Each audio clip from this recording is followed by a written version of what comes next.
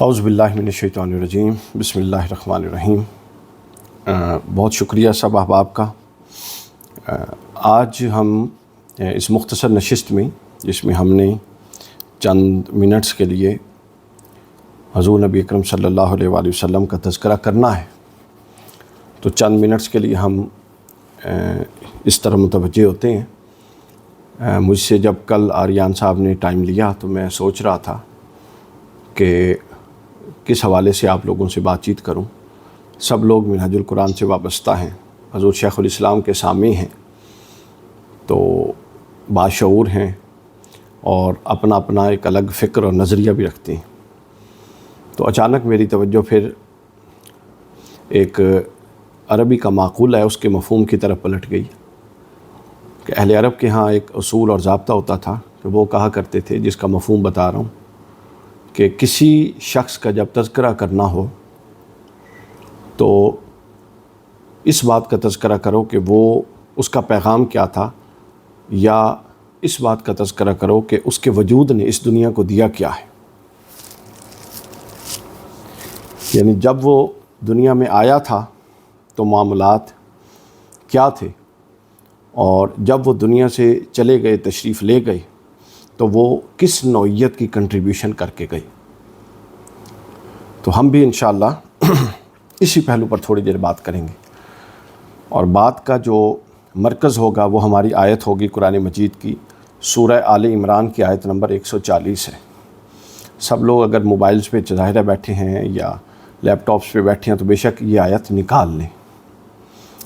اس آیت مبارکہ میں اللہ تعالیٰ نے ایک اصولی ضابطہ بیان کیا ہے، جس ضابطے کے تحت افراد، اقوام، نظریات عروج کی طرف جاتے ہیں، کمال کو جاتے ہیں، اور پھر اسی کے اندر ضابطہ بیان ہوا ہے کہ پھر جس کے تحت افراد، اقوام عروج سے زوال کی طرف واپسی کا سفر طے کرتی ہیں۔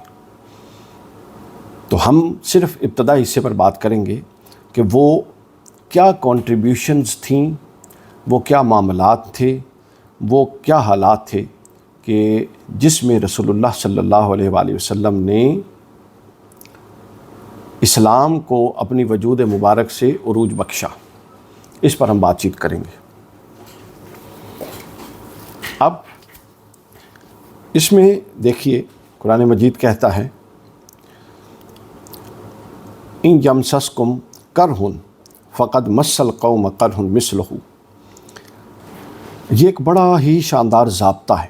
ایک بات ذہن میں رکھیے، اس ضابطے میں اللہ تعالیٰ نے جو پہلا اشارہ کیا وہ یہ کیا کہ اس دنیا میں کسی کے لیے میدان ہموار نہیں ہے، ہر ایک نے اپنی جد و جہد سے آگے بڑھنا ہے۔ یعنی یہ تصور کہ ہم اوبلائزڈ ہیں، ہم سپیریئر ہیں، ہمارے ساتھ تو کوئی مختلف معاملہ اللہ کی ذات کرنے جا رہی ہے چونکہ ہم رسول اللہ صلی اللہ علیہ وسلم کے امتی ہیں، یعنی اس تصور کو قائم کر کے اپنے باقی معاملات کو پلان کرنا، اور اس یعنی جو آپ کو پریولیجڈ حاصل ہے، اپنے آپ کو پریولیجڈ سمجھنا اور اپنے آپ کو دوسروں سے ممتاز سمجھنا، اور یہ سمجھنا ہمارے لیے تو خاص طور پہ میدان بنایا گیا ہے اور ہمارے لیے تو مزاحمت نہیں آئیں گی، اس تصور کا قرآن مجید اس تصور کو نگیٹ کرتا ہے اور بڑا حقیقت پسندانہ تصور دیتا ہے۔ میری یہ بات جو میں نے ابھی کی ہے اس کو آپ کو سمجھ آئے گی۔ میں آپ کو ایک مثال پیش کرتا ہوں، قرآن مجید کے اندر ہے، سورہ غالباً غزوہ احد کے تذکرے کے اندر، سورت ابھی میرے ذہن میں نہیں ہے، غزوہ احد کے تذکرے کے اندر اللہ تعالیٰ نے فرمایا کہ آل عمران میں ہے غالباً، اللہ رب العزت نے فرمایا، دیکھیں ایک طبقہ تھا صحابہ کرام کا جس کو رسول اللہ صلی اللہ علیہ وسلم نے ایک پہاڑی پر تعینات کیا اور حکم فرمایا کہ جو بھی ہو جائے تم لوگوں نے نیچے نہیں آنا۔ وہ نیچے آئے، ان سے تھوڑی سی بغیر ارادے کے، غیر ارادی طور پہ یہ مسٹیک ہو گئی کہ وہ اوپر سے نیچے آ گئے، اور اس ماحول میں اس کو مسٹیک نہیں کہا جا سکتا چونکہ انہوں نے ماحول ایسا دیکھا کہ سب لوگ اب جا رہے ہیں، تو بہتر ہے کہ ہم اب نیچے اتر آئیں چونکہ مسلمانوں کو فتح ہو چکی ہے۔ لیکن وہ مسٹیک تھی، رسول اللہ کے حکم کی خلاف ورزی تھی۔ تو کیا ہوا، حضرت خالد بن ولید اس وقت تک مسلمان نہیں ہوئے تھے، انہوں نے دوسری طرف سے پلٹ کے حملہ کیا، اور کتنا مسلمانوں کو نقصان ہوا وہ آپ لوگوں کے سامنے ہے۔ میں نے یہ مثال آپ کو کیوں دی؟ اس لیے دی کہ اگر مسلمان پریولیجڈ ہوتے اس سینس میں جس سینس میں ہم سمجھتے ہیں، ویسے تو پریولیجڈ ہیں، چونکہ رسول اللہ کے امتی ہونا یہ بہت بڑی ایک امتیاز ہے جو اللہ نے ہمیں دیا ہے، مگر دعوت، تبلیغ اور حقائق کے میدان میں پریولیجڈ کوئی بھی نہیں۔ آپ بات کو غور سے سنیں، وہ صحابہ کرام تھے، وہ اپنی جانوں کو ہتھیلی پہ رکھ کے میدان عمل میں آئے ہوئے تھے، ان کے اخلاص میں کوئی رتی برابر بھی فرق نہیں تھا، لیکن اس کے باوجود کیا ہوا؟ انہوں نے مسٹیک کی and they have to bear it. انہوں نے اس مسٹیک کا خمیازہ بھگتا۔ جہاں 14-15 شہید تھے وہاں پر 70 شہید ہوئے۔ اللہ رب العزت اگر چاہتا تو اپنی غیبی مداخلت کے ذریعے اس نقصان کو روک سکتا تھا، وہ قادر تھا۔ خالد بن ولید کا دماغ اور ذہن اس طرف نہ پلٹاتا اور مسلمان اسی طرح فتح یاب رہتے، لیکن ایسا نہیں ہوا۔ اللہ تعالیٰ نے اپنی غیبی اور قدرت کی مداخلت کے ذریعے حق کو نافذ نہیں کیا، نہ وہ کرتا ہے، یہ اس کا ضابطہ ہے۔ اس اصول کو مد نظر رکھ کے آپ گفتگو میں آگے بڑھیے۔ یہ بنیادی اصول ہے، اس کو آپ مد نظر رکھیے کہ یہ دنیا جو ہے یہ بقدر جد و جہد ہے۔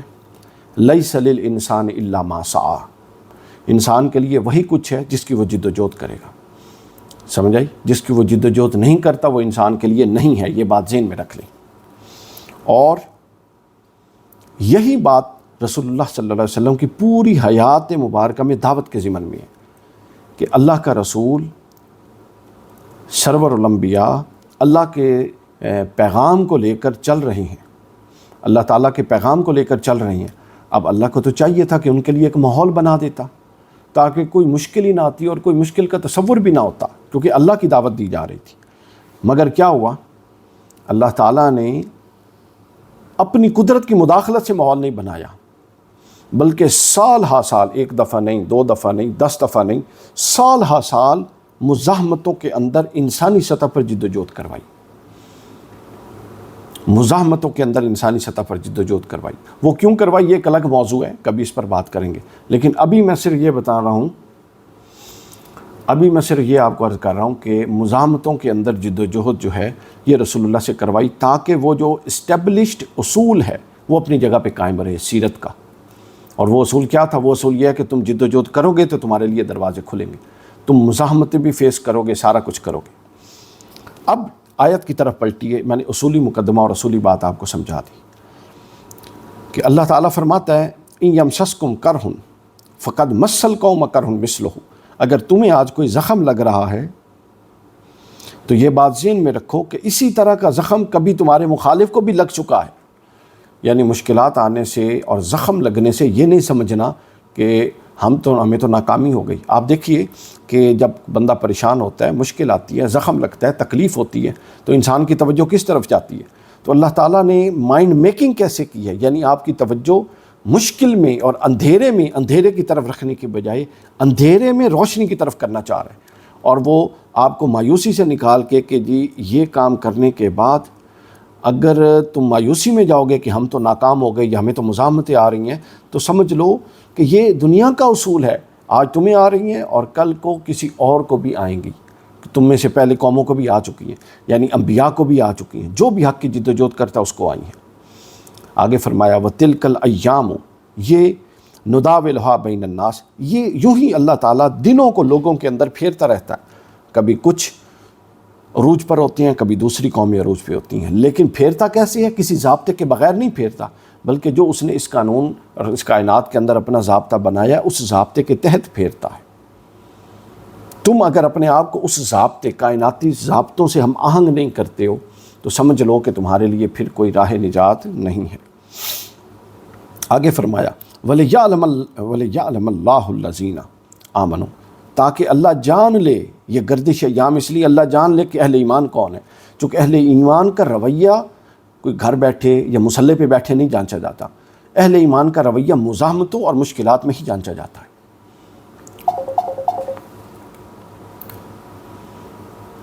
تو اہل ایمان کا رویہ مزاحمتوں اور مشکلات میں ہی جانچا جاتا ہے ہمیشہ۔ اسی لیے اللہ تعالیٰ نے یہاں پر کتنا خوبصورت اور موقع پر آ کے فرمایا کہ اب اگر تمہیں کوئی زخم لگا ہے تو ان کو بھی لگا تھا، اور یہ دن ہم پھیرتے رہتے ہیں، انہی دنوں کے پھیر کے اندر تمہاری جد و جہد سے تو ہم اندازہ لگاتے ہیں کہ کون مومن ہے اور کون مومن نہیں ہے۔ اس کے بعد آگے فرمایا وَيَتَّخِذَ مِنْكُمْ شُهَدَاءَ، اور تم میں سے بعض کو مرتبہ شہادت، یعنی بعض کو تو ایکسٹریم لیول کی بھی قربانی دینی پڑ سکتی ہے۔ وَاللَّهُ لَا يُحِبُّ الظَّالِمِينَ، لیکن اللہ ان ظالموں کو راہ نہیں دکھاتا جو اس پوری جدوجہد میں اپنے آپ کو ایک طرف رکھیں اور باطل کو پروان چڑھنے دیں۔ یہ میں نے آیت آپ کو سمجھائی ہے۔ اب دیکھیے، اب ہم نے غور کرنا، چونکہ وقت مختصر ہے، میں نے 10-15 منٹ میں کلوز کرنا ہے، تو اب ہم نے یہ غور کرنا ہے کہ رسول اللہ صلی اللہ علیہ وسلم نے کیسے اس پورے تصور کو اپنی زندگی میں اور اپنی جدوجہد کے ذریعے نافذ کیا۔ اب تھوڑا سیرت کی طرف پلٹتے ہیں۔ سب سے پہلے آپ دیکھیے کہ آپ صلی اللہ علیہ وسلم نے لوگوں کے سامنے اپنی رسالت کا اعلان کیا۔ رسالت کا اعلان فرمانے کے بعد آپ نے لوگوں کی ناپسندیدہ باتوں کو برداشت کیا، اس کے بعد سخت قسم کے طعنے سنی، سخت قسم کی مشکلات کو برداشت کیا، سارا کچھ کیا۔ اس سب کے بعد جا کر آپ کو پھر دعوت کا جو کام ہے وہ انفرادی طور پہ کیا، چونکہ اللہ تعالیٰ نے ابتدائی 3 سال دعوت کو خفیہ رکھا اور اپنے ذاتی تعلقات استعمال کر کے لوگوں کو دعوت دی۔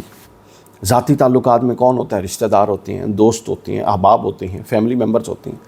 تو آپ کے رشتہ داروں میں سب سے پہلے خواتین میں سیدہ خدیجہ، اور مردوں میں سب سے پہلے مولا علی اسلام قبول کیا۔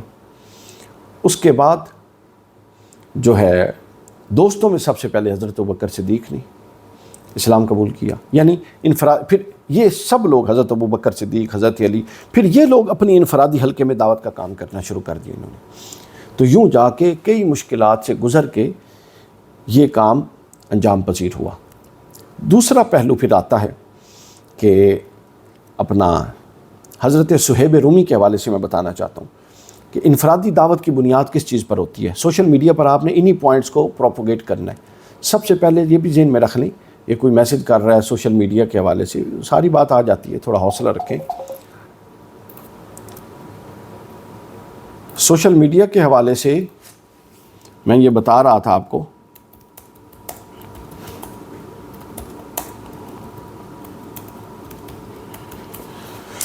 جی، سوشل میڈیا کے حوالے سے میں یہ بتا رہا تھا کہ اب وہ دعوت کا اگلا جو نقطہ ہے حضرت صہیب رومی کے حوالے سے جو آیا، وہ 5 نکاتی دعوت تھی جو حضور نے دی تھی۔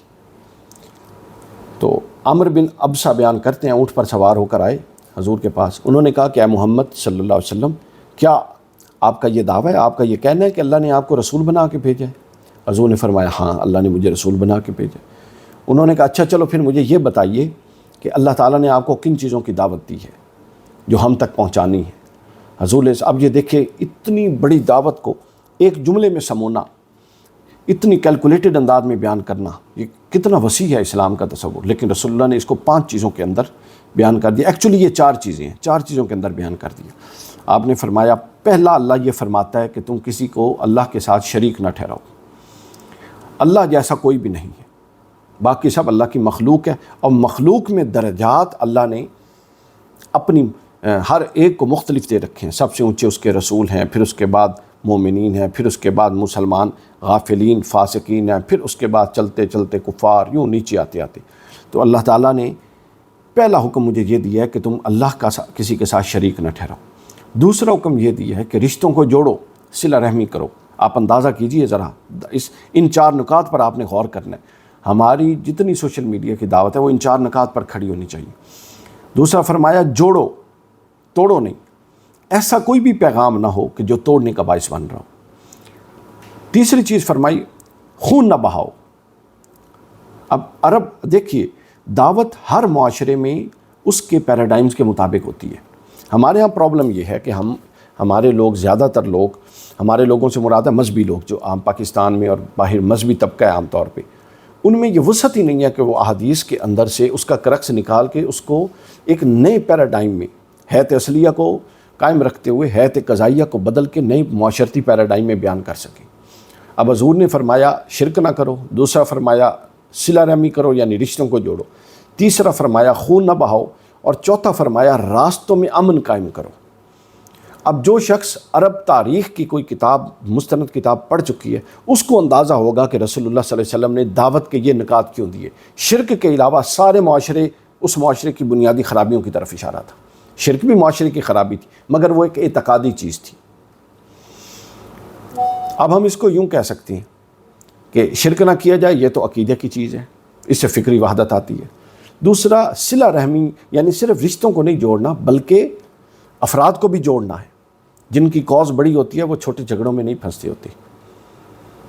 ابن ہشام نے رسول اللہ صلی اللہ علیہ وسلم کا ایک واقعہ بھی بیان کیا کہ حضور جب دعوت کی مشکلات اور ابتدائی دور تھا اور حج کے دن آتے تھے تو لوگوں کے مختلف قبائل کے خیموں میں حضور علیہ الصلوۃ والسلام دعوت کے لیے تشریف لے جایا کرتے تھے۔ ابو جہل باہر کھڑا ہوتا تھا اور جب حضور ایک خیمے سے نکلتے دوسرے میں جانے کے لیے تو وہ حضور علیہ السلام کی طرف گرد اور مٹی پھینکتا تھا، لیکن حضور علیہ السلام نے کبھی پلٹ کے اس کی طرف نہیں دیکھا۔ اس کی وجہ یہ تھی کہ جن کی مقاصد بڑے ہوتے ہیں وہ چھوٹے جھگڑوں میں نہیں الجھتے۔ اب آپ دیکھیے، سب سے پہلے یہ جوڑنا، اس کے بعد خون نہ بہاؤ۔ عرب معاشرے میں خون بہانا عام تھا، یعنی کسی بھی اب اس حدیث سے میں کیا سمجھتا ہوں، میں جو آپ کو سمجھانا چاہتا ہوں، میں یہ سمجھاؤں کہ حضور نے یہ 4 نکات بیان کر کے آپ کو 4 اساس بیان کیے، اصول بیان کیے ہیں، یعنی دعوت ان 4 میں محصور نہیں کر دی، بلکہ آپ نے توحید کے بعد اپنے معاشرے کی، اور رسالت ظاہرہ توحید اور رسالت جڑی ہوئی ہے، اس کے بعد اپنے معاشرے کی سب سے بڑی خامی اور سب سے بڑے باطل سے ٹکرانا اور اس کی اصلاح کی طرف لے جانا، یہ دعوت کا بنیادی رکن ہے۔ اس دور میں رشتوں کو توڑا جاتا تھا اور باہم پھوٹ تھی، انتشار تھا، قبائل کی جنگیں تھی، فرمایا آپس میں جوڑو۔ دوسرا، ایک دوسرے کی جان کے دشمن تھے، اس کے لیے فرمایا کہ خون نہ بہاؤ، تو بے شک چلا جا، ضرورت نہیں، خون نہ بہاؤ۔ تیسرا فرمایا راستوں میں امن قائم کرو، چونکہ وہ راہ گزر آتے جاتے لوگوں کو لوٹتے تھے، یعنی یہ کرکس ہے اور یہ روح ہے، آپ اندازہ کر لیں۔ اب عمر بن ابسہ رضی اللہ تعالیٰ عنہ، جنہوں نے یہ سوال کیا، اونٹ پر بیٹھ کر حضور نے جواب دیا، وہ کہتے ہیں کہ اے محمد صلی اللہ علیہ وسلم، اللہ نے آپ کو کتنی اچھی باتیں سمجھائی ہیں، یعنی اہل عرب میں جو لوگ عقل و دانش والے تھے ان کو اس دعوت نے فوراً اپیل کر لیا۔ تو یہ پہلا نقطہ میں نے۔ دوسرا نقطہ بتایا کہ پہلا نقطہ یہ تھا کہ انفرادی دعوت، جس کے ذریعے ہم سفر بیان کر رہے ہیں، جس کے ذریعے عروج تک پہنچا اسلام، اور پھر یہ جو اس کا ڈکلائن ہے اس پر اگر وقت ہوا تو کبھی بات کریں گے۔ تو دوسرا نقطہ یہ تھا انفرادی دعوت، اور اس کے نکات میں نے بتا دیے۔ پھر تیسرا نقطہ یہ تھا کہ ہر موقع اویل کیا جائے دعوت دینے کا، چھوٹا موقع ہو، بڑا موقع ہو، بڑے پروگرام اور ایونٹس کے انتظار میں نہ رہا جائے۔ ہمارے ہاں ایک سب سے بڑا پرابلم یہ ہے کہ ہم نے دعوت کو ایونچول بنا دیا ہے، ایونٹ ہوگا تو دعوت ہوگی۔ اب میلاد آ رہا ہے، اس پہ جی دعوت ہوگی، اعتکاف کروڑوں روپے اب لگا کے اعتکاف ہوگا، اس پہ دعوت ہوگی، لاکھوں روپے لگا کے درس قرآن ہوگا، اس پہ دعوت ہوگی، فلاں ہوگا، اس پہ نہیں۔ مومن تو چلتا پھرتا داعی ہے۔ اب چونکہ ہمارا عمل اس قابل نہیں رہا، چونکہ دعوت اصل عمل سے ہوتی ہے، زبان سے نہیں ہوتی، تو عمل اس قابل نہیں رہا، کریکٹر اس قابل نہیں رہا، تو اب ہم نے دعوت کو شفٹ کر دیا ہے اپنے آپ کو مطمئن کرنے کے لیے ایونٹس کے اندر۔ یہ خرابی، ایونٹس کبھی بھی دعوت نہیں ہوتے، وہاں ہر کوئی بیٹھنے کے لیے، کپڑے پہن کے تھوڑے دیر اٹینڈ کرنے کے لیے، حاضری لگوانے کے لیے، کھانا پینے کے لیے، اپنی اپنی نیتوں کے ساتھ لوگ آتے ہیں۔ کردار رسول اللہ صلی اللہ علیہ وسلم نے ایونٹس کر کے اسلام نہیں پھیلایا تھا، تو ایونٹس تو ایک بہت شاندار اضافہ ہے تاکہ آپ کو ریمائنڈ کرائیں، فذکر انما انت مذکر۔ حضور کو فرمایا گیا کہ آپ یاد دہانی کرائیے، آپ تو یاد دہانی کرانے والے ہیں۔ تو یاد دہانی کب ہوتی ہے؟ صرف ایونٹس میں نہیں ہوتی، یاد دہانی ہمہ وقت ہوتی۔ دائی ہمہ وقت کا دائی ہوتا ہے، وہ سو کے اٹھتا ہے تب بھی دائی ہے، وہ دوپہر کو بھی دائی ہے، وہ شام کو بھی دائی ہوتا ہے۔ تو دائی صرف ایونٹس میں نہیں ہوتا، یہ اگلا پہلو ہے جس کو سمجھنے کی ضرورت ہے کہ ہماری ٹوٹل دعوت کا انحصار صرف ایونٹس پر کھڑا ہو گیا ہے۔ اس کے بعد ہر موقع جو حضور علیہ الصلوۃ والسلام ہر موقع جب اویل فرماتے تو اس میں کیا ہوتا؟ اب دیکھیں، میں آپ کو کچھ مثالیں 1-2 دینے لگا ہوں۔ عبداللہ بن وابصہ بیان کرتے ہیں، العبسی رضی اللہ تعالیٰ بیان کرتے ہیں کہ اپنے باپ دادا سے بیان کرتے ہیں، حضور علیہ الصلوۃ والسلام منی میں لوگوں کے خیموں میں آئے، لوگ جمرہ اولیٰ کے قریب خفیف کے پاس ٹھہرے ہوئے تھے، آپ اونٹنی پر سوار تھی، پیچھے حضرت زید بن حارثہ کو بٹھایا ہوا تھا، آپ نے اسلام کی دعوت دی، خدا کی قسم ہم نے آپ کو کوئی جواب نہ دیا۔ کتنی مشکل ہے دعوت کا مرحلہ کہ سرور الانبیاء دعوت دے رہا ہے اور آگے کوئی یعنی اس کی طرف توجہ ہی نہیں کر رہا، اس کو التفات کے قابل نہیں سمجھ رہا۔ یہ کتنی بڑی جسارت ہے، مگر داعی کو یہ برداشت کرنی ہوتی ہے۔ اور میں نے پہلے بتایا دعوت کے باب میں معجزات نہیں ہوتے، معجزات نبوی اور ہیں۔ دعوت کے معاملے میں معجزہ نہیں ہوا کہ ایک اشارہ کیا حضور نے اور لاکھوں نے اسلام کر لیا، قبول کر لیا، ایسا نہیں ہوا۔ تو کیا ہوا؟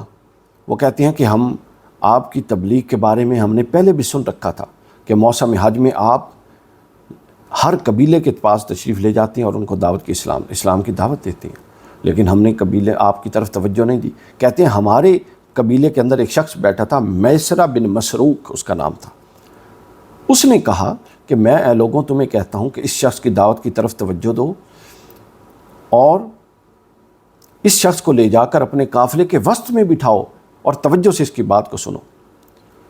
لوگوں نے کہا کیسی باتیں کر رہے ہو، ہم میں سے کوئی بھی اس کی بات کو نہ ماننے کے لیے تیار ہے نہ سننے کے لیے تیار ہے۔ وہ آپس میں یہ باتیں کر رہے تھے اور حضور علیہ السلام ان کی باتیں سن رہے تھے، تو حضور علیہ السلام کی توجہ نظر التفات میسرہ کی طرف پڑی اور کچھ امید ہوئی کہ شاید یہ شخص میری طرف آئے۔ حضور علیہ السلام اس سے الگ سے ملے، اس نے کہا کہ آپ کی باتیں مجھے پسند ہیں لیکن میں کیا کر سکتا ہوں، میرا قبیلہ مخالف ہو جائے گا اگر میں نے آپ کا ساتھ دیا۔ یہ کہہ کر وہ چلا گیا اور بات ختم ہو گئی، اسلام قبول نہیں کیا۔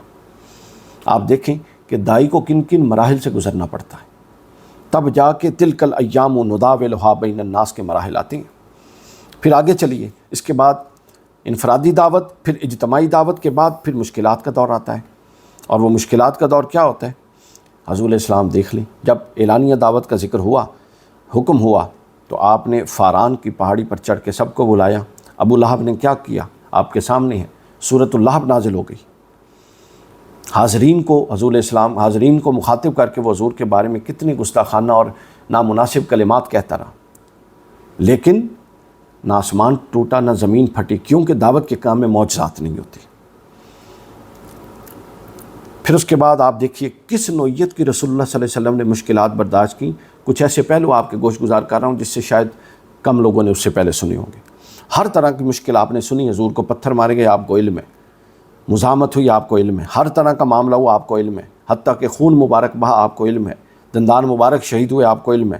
مگر آپ کو میں بتاؤں کہ حضور علیہ السلام نے جب دعوت کا کام کا آغاز کیا تو حضور علیہ السلام کی 2 صاحبزادیاں ابو لہب کے لڑکوں سے ان کی شادی ہوئی تھی۔ پہلے انہوں نے سمجھانے کی کوشش کی، جب حضور علیہ السلام نے اپنی دعوت سے ہاتھ پیچھے نہیں کیا تو جمیل جو ان کی ماں تھی، جمیلہ اس کی جو ماں تھی، اور ان کا جو باپ تھا ابو لہب، یہ دونوں رسول اللہ کی 2 صاحبزادیوں کے ساس اور سسر تھے۔ انہوں نے بیٹوں پر زور دلوا کے رسول اللہ کی 2 بیٹیوں کو طلاق دلوا دی۔ آپ اندازہ کر لیں، دعوت کے کام میں سب سے پہلے داعی کو قربانی دینی ہوتی ہے۔ حضور علیہ السلام کی صاحبزادیوں کو طلاق ہو گئی اس لیے کہ ان کا باپ ہمارے خداؤں کو برا کہتا ہے۔ آپ اندازہ کر لیں ایک باپ کے لیے یہ کتنا نازک مرحلہ ہوتا ہے۔ اس لیے کمٹمنٹ کے بغیر، جد و جہد کے بغیر، ایثار کے بغیر، مستقل مزاجی کے بغیر دعوت کا کوئی تصور نہیں۔ ہمارا جو دعوت کا کام بیٹھ رہا ہے وہ اس لیے بیٹھ رہا ہے کہ ہم ان عناصر کا لحاظ نہیں رکھتے۔ پھر پتھروں سے لہو لہان کیا جانا آپ لوگوں کے علم میں ہے۔ پھر میں ایک اور بات بتاؤں جو آپ لوگوں نے نہیں سنی ہوئی، عام طور پہ نہیں سنی ہوگی۔ حضرت خدیجہ رضی اللہ تعالیٰ عنہ نے صرف اپنا مال اسلام کے لیے نہیں دیا، بلکہ حضرت خدیجہ رضی اللہ تعالیٰ عنہ کا بیٹا تھا حارث، جو پچھلے شوہر سے تھا۔ جب رسول اللہ صلی اللہ علیہ وسلم وہ ایمان لایا، وہ کعبۃ اللہ میں نماز پڑھ رہا تھا، مشرکین نے اتنا مارا کہ اس کو شہید کر دیا۔ سیدہ خدیجۃ الکبریٰ نے صرف مال نہیں دیا اسلام کو، بلکہ اپنا شہزادہ اور اپنا بیٹا بھی دیا جو حضور کی راہ میں قربان ہوا۔ اخلاص دیکھیں جناب سیدہ کا، اور رسول اللہ پر اعتماد دیکھیں۔ یہ نہیں کہا کہ یہ تو میرا بیٹا ہے، پچھلے شوہر سے ہے، میں آپ کے ساتھ ہوں، ان کو نہ جب قربان کی تو ہر شے قربان کر دی۔ تو آپ اندازہ کر لیں کہ کس نوعیت کے مسائل اور مصائب تھے۔ اس مسائل، اور جس کا میں نے آپ کے سامنے نقشہ کھینچا ہے صرف 3 پہلو بیان کیے۔ انفرادی دعوت کیا تھی، انفرادی دعوت کا مضمون کیا تھا، پھر اجتماعی دعوت کیا تھی دوسرا، اور پھر تیسرا اجتماعی دعوت کے بعد مصائب کیوں آئے، کس طرح کے آئے. میں نے ایک دو اشارے کیے. اس کے بعد آپ اندازہ لگا سکتے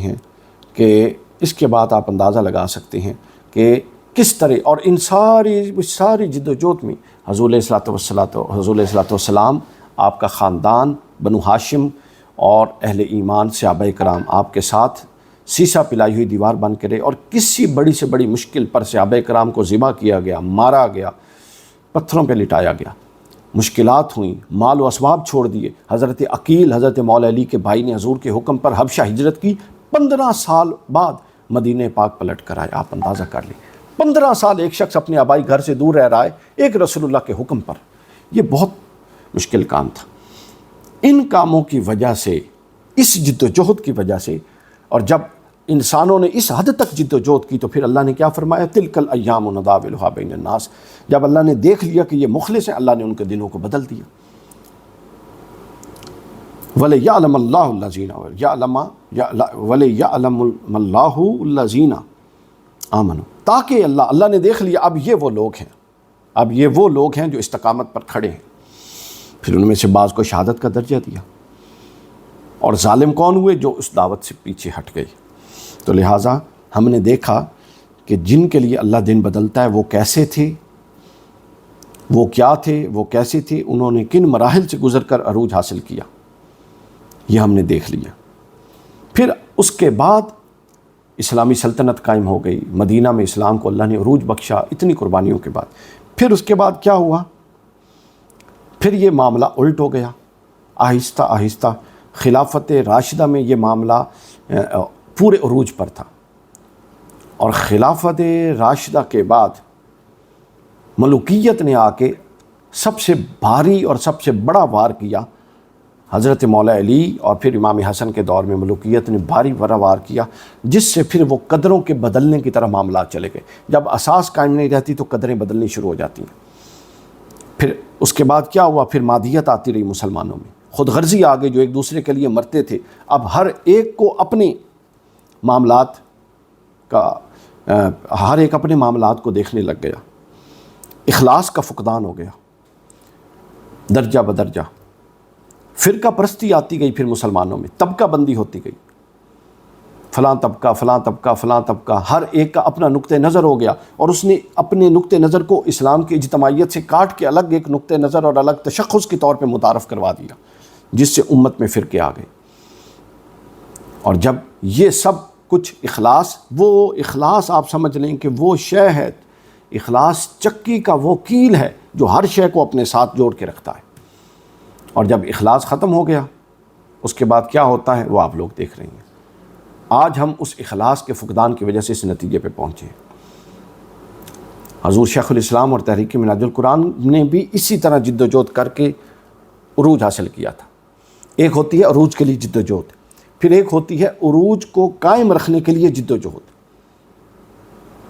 اب ہم دوسرے مرحلے میں ہیں، اور ہمیں جو کام ہم کر رہے ہیں ہمیں اس سے بہت زیادہ کرنے کی ضرورت ہے. جن خطوط پر ہم کھڑے ہیں اس سے بہت آگے بڑھنے کی ضرورت ہے. اور وہ اخلاص کے بغیر، خود غرضی کے بے غرضی کے ساتھ دوسروں کا احساس، اللہ کا احساس، اللہ کے رسول کا احساس، دین کا احساس، اور دین اور اللہ اور اس کے رسول کو پہلی ترجیح کے طور پہ رکھے بغیر آپ سمجھیں کہ آپ کو وہ نتائج ملیں گے اور آپ اس جد و جہد میں کامیاب ہو جائیں گے، یہ ممکن نہیں ہے. نیور ایور، یہ ضابطہ ہی نہیں ہے. لیس للانسان الا ما سعی، انسان کے لیے وہ کچھ نہیں ہے جس کا وہ کوشش نہیں کرتا. ٹھیک ہے نا؟ اقبال نے کہا تھا کہ فضائے بدر پیدا کر فرشتے تیری نصرت کو اتر سکتے ہیں گردوں سے قطار اندر قطار. اب بھی فضائے بدر آپ نے پیدا کرنی ہے. آج بھی اقبال نے کہا تھا آج بھی ہو جو براہیم سا ایمان پیدا، آگ کر سکتی ہے انداز گلستان پیدا. تو دیکھ لیں کہ ہمارے حضور شیخ الاسلام نے اپنے حصے کا کام کر دیا، فورمز بنا دیے، جماعت بنا دی، سارا کچھ ہو گیا.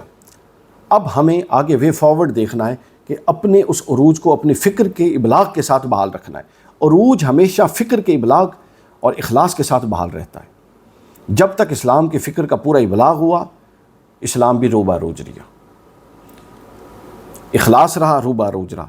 تو فکر، حقیقی فکر کا ابلاغ اور اخلاص، یہ دو جملے نوٹ کر لیں. حقیقی فکر، اس کو ذہن میں رکھ لیں، حقیقی فکر کا ابلاغ اور اخلاص، یہ دو ایسے عناصر ہیں جو عروج کی بھی ضمانت ہے.